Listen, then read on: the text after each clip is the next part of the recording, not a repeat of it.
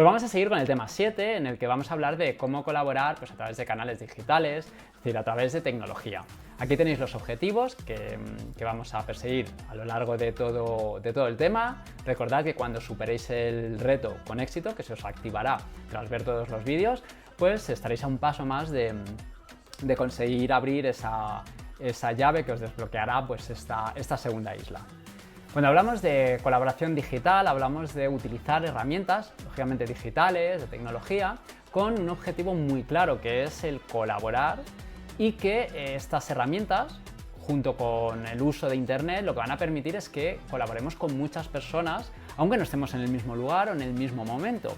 Podamos compartir contenidos y pues, trabajar de una manera más eficaz. El concepto de colaboración online está muy relacionado también, porque seguramente lo habréis oído hablar, con el de colaboración digital. Digamos que es más específico, ya que al final, pues bueno, cuando hablamos de colaboración online solo se utiliza con una conexión a Internet, mientras que colaboración digital lo incluye todo, incluso casos en el que utilicemos tecnologías, pero que quizá no tengamos esa conexión a Internet.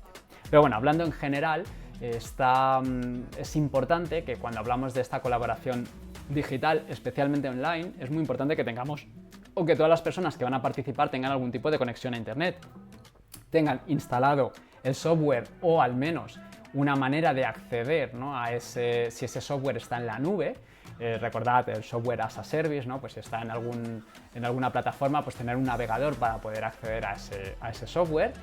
Y al final, bueno, pues todo este software, la idea es crear el objetivo es crear algún tipo de espacio en el que podamos pues eso, compartir ideas, documentos, imágenes de la forma más creativa posible y siempre buscando pues escoger de una manera adecuada ese software para cada objetivo. Pues no tendría sentido, si yo lo que quiero es colaborar en un documento en línea, pues utilizar un software de redes sociales, donde no pues, utilizaré pues, algún tipo de software como Office 365, donde pueda utilizar un Word en línea o utilizar Drive, en el que pueda crear un documento, un doc en Google, que podamos trabajar de manera colaborativa. Es decir, hay que ver qué tecnología necesitamos en cada momento, qué software, para que cumpla los requisitos que necesitamos para esa colaboración, ¿vale? Eso es muy importante. Y también es importante definir bien muchas veces el rol de los participantes. Eso intentaré profundizar un poco más adelante, pero cuando me refiero a rol, me refiero a tener claro qué permisos va a tener cada uno de los participantes, porque quizá nos interesa que, por ejemplo, con las personas con las que voy a colaborar, pues no puedan borrar un documento que he subido, pues porque quizá no tienen el conocimiento suficiente o no me fío de esas personas y quizá solo quiero que lean. O quizá no quiero que descarguen el documento. Es decir, es importante, recordad que vimos en temas anteriores que se podría incluso limitar si yo quería descargar o no un documento compartido en OneDrive. Bueno, pues todas esas cosas hay que ver qué cosas quiero que puedan hacer. Al igual que cuando compartisteis el documento, permitisteis a todos vuestros miembros del grupo hacer de todo, editar, puede que no nos interese. Entonces, eso es importante tenerlo en cuenta. Fijaros que entonces, aquí cuando estamos hablando de herramientas, es importante, así un poco por resumir, que puede ser que accedamos a través de ellas porque estén en la nube a través de un navegador web o que estén instaladas en nuestro ordenador.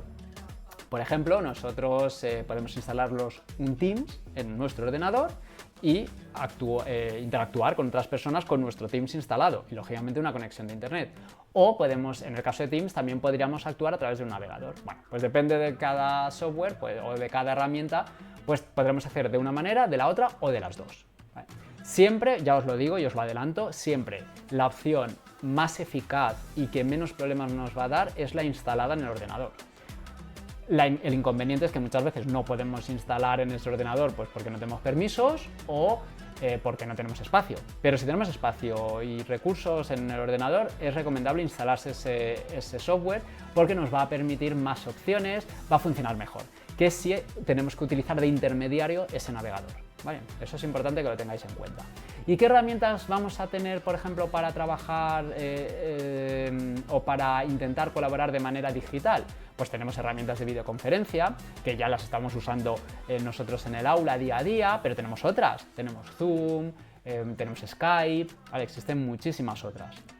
Existe la opción de herramientas o plataformas que nos permiten crear documentos en línea y compartirlos, foros. De hecho, en aula virtual hemos hablado de los foros en otro caso. En el otro caso hablábamos más de comunidades de aprendizaje, pero la idea es la misma, colaborar. Bueno, pues esos foros, como el que tenemos en aula virtual, es un espacio perfecto de comunicación y de colaboración. Vale, los chats, en ese caso, bueno, la comunicación es más directa, los blogs, los wikis, luego lo explicaré más en detalle. Y otras herramientas como puedan ser las herramientas que ya vimos en el pasado de curación de contenidos, porque al final estamos colaborando. Si yo utilizo por ejemplo, un tablero colaborativo de Pinterest, varias personas pueden colaborar en ese tablero. O si utilizo un Padlet como ya habéis hecho y varios trabajáis en ese Padlet, pues trabajaremos de manera colaborativa, o los marcadores sociales.